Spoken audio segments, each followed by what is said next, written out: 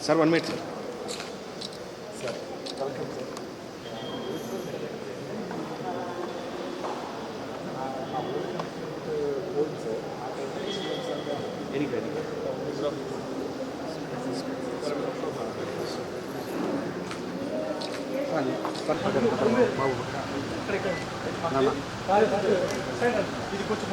ముందుకే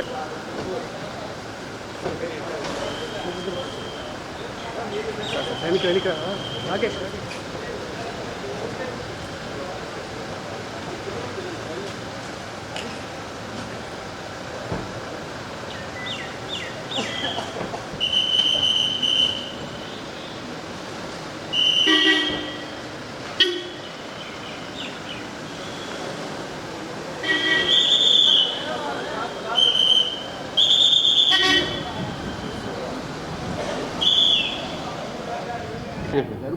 అంటే ఏం లేదు, మదనపల్లి నుంచి విజయవాడ వెళ్తున్నాను. దారిలో ఈ కలెక్టరేట్ కొత్త చూడలేదు, చూసి వెళ్దామని అన్నమయ్య కలెక్టరేట్ చూశాను. ఇప్పుడు ఈ కలెక్టరేట్ చూస్తున్నాను. గుర్తించాము, ఎంక్వైరీ చేశాము. యాక్షన్ ఉంటుంది. అధికారులు ఎవరైతే ఇన్వాల్వ్ ఉన్నారో వాళ్ళ మీద ఉంటుంది, ప్రైవేట్ వాళ్ళు ఎవరైతే ఇన్వాల్వ్ ఉన్నారో వాళ్ళ మీద ఉంటుంది యాక్షన్. ఫైల్స్ మిస్ కాదు, ఫైల్ కాలిపోయినాయి. అంటే కడప జిల్లాలో చోట్ల కూడా కొన్ని ఫైళ్ళు మిస్ అయినాయి ఉంది సార్. కార్పొరేషన్ కావచ్చు, కొన్ని చోట్ల కూడా బయట అయితే అంటే ల్యాండ్ రిలేటెడ్ మున్సిపల్ ఏరియాలో. అవును సార్. కలెక్టర్ గారికి చెప్తాను, కొద్దిగా ఎంక్వైరీ చేయమంటాము. ఇక్కడ కూడా ఏదైతే ఫ్రీ హోల్డ్ చేశారో డాటెడ్ ల్యాండ్స్, వీళ్ళు కలెక్టర్ గారికి నేను ఇప్పుడే చెప్పడం జరిగింది. జేసీ గారు కొత్తగా వచ్చారు. వీళ్ళు అన్ని ల్యాండ్స్ ఇంకొకసారి రీఎన్క్వైరీ చేసి ఎక్కడ అయితే సరిగ్గా ట్రాన్సాక్షన్ జరిగింది అక్కడ అలౌ చేసి, ఎక్కడైతే తప్పుగా జరిగింది అవన్నీ రీకన్సిడర్ చేసి కరెక్ట్ ఆర్డర్స్ ఇచ్చేయమని మేము అందరికీ రిక్వెస్ట్ చేస్తున్నాం. అంటే మీరు ఇప్పుడే చెప్తున్నారు కాబట్టి ఇప్పుడు నేను నోట్ చేసుకుంటాను.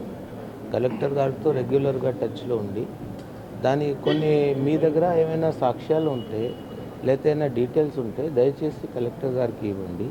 100% దాని మీద చర్యలు తీసుకుంటాం. మీ దగ్గర ఉంటే దయచేసి. అయితే సార్, రీసెంట్లీ కొద్ది రోజుల కిందట మైదుకూరు నియోజకవర్గంలో ఫారెస్ట్ ల్యాండ్కి సంబంధించి 306 ఎకరాలు సర్వే నెంబర్ 506, 507లో ఫారెస్ట్ ల్యాండ్ ఉంది. అది ఆక్యుపై చేశారు. ఇప్పటికి కూడా దాదాపు 4 సంవత్సరాలు చెట్లు ఉన్నాయి దాంట్లో. అందులో అంటే మామిడి కావచ్చు, అరటి కావచ్చు, ఇలా ఎంక్వైరీ స్టార్ట్ చేసి ఇలానే ఉన్నాయి సార్.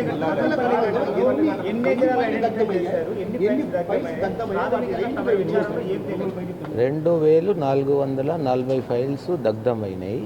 దాంట్లో 17 నిమిషాల్లో ఫైర్ టెండర్ వచ్చింది కాబట్టి 700 సేవ్ అయిపోయినాయి ఫైల్స్.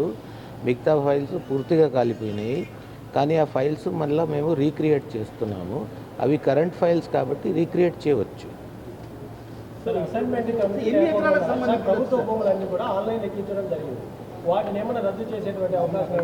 రద్దు కాదు, వాళ్ళని ఎంక్వైరీ చేయడం జరుగుతుంది. ఎందుకంటే పద్ధతి మారిపోయింది. 596 జియో వచ్చింది, ఫ్రీ హోల్డ్ చేసే పద్ధతి మారింది. ఇప్పుడు మేము ఆ పద్ధతి ప్రకారం వెళ్ళాలి. కానీ ఎవరు కూడా రూల్స్ పాటించుకోకుండా, రూల్స్ లేకుండా భూమిలో అన్యాక్రాంతం చేయడం కానీ ఇట్లాంటివి చేయడం దానికి వీలు ఉండేది కాదు. అలా జరిగి ఉంటే దాన్ని సరి చేయాల్సిన బాధ్యత రెవెన్యూ డిపార్ట్మెంట్ మీద ఉంది. మేము సరి ఎక్కడ అంటే ఇంచుమించుగా ఇప్పుడు మా స్టేట్మెంట్స్ ప్రకారంగా వాళ్ళు చెప్పేది ఏంటంటే 15,000 ఎకరాలు డీ పట్టా భూములు, 5,000 ఎకరాలు 22A ఉండొచ్చు, కానీ ఎక్కువ ఉంటుంది.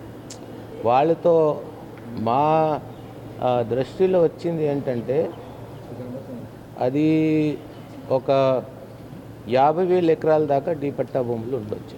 సార్ ఇప్పటి వరకు ఈ ఘటనలో ఎంతమందిని గుర్తించారు, ఎవరి పాత్ర ఉందని మీరు ప్రాథమికంగా మీ విచారణలో తెలియదు? పాత్ర అంటే ఇంకా పోలీస్ ఇన్వెస్టిగేషన్ కంప్లీట్గా జరగలేదు. సస్పెక్ట్స్ మాత్రం చాలామంది ఉన్నారు, 5-6 ఉన్నారు. వాళ్ళతో ఇన్వెస్టిగేషన్ జరుగుతుంది. ఫైనల్గా ఫోరెన్సిక్ రిపోర్ట్ వచ్చిన తర్వాత దాని మీద ఫైనల్గా చెప్పే పరిస్థితిలో మేము ఉంటాం. సిబ్బందే దీన్ని తగలబెట్టారనే దానికి ఏమన్నా ఆధారాలు దొరుకుతాయి సార్? అందులో ఉన్న సిబ్బంది లోపల వాళ్ళే చేశారని చాలా వరకు నమ్మకం, మేము కూడా అదే నమ్ముతున్నాం.